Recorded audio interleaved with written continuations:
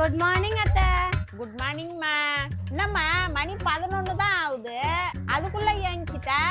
என்னன்னே தெரியல அத்தை, தூக்கமே வரல. பெண்ணே நீயும் பெண்ணா? திவ்யா, உனக்கு கிச்சன் பக்கம்லாம் வரக்கூடாது சொல்லியிருக்கேன்ல. சிறகடிக்க ஆசையில விஜயா ரோகிணிய அடிச்சிட்டா, அத போய் பாரு. கிச்சன் வேலையெல்லாம் நான் பாத்துக்கிறேன். சரிங்க அத்தை. பெண்ணே நீயும் பெண்ணா? என்னம்மா டென்ஷனா வர? நெட் ரீசார்ஜ் முடிஞ்சிருச்சு அத்தை. ஐயோ, என்னம்மா முன்னாடியே சொல்லக்கூடாதா?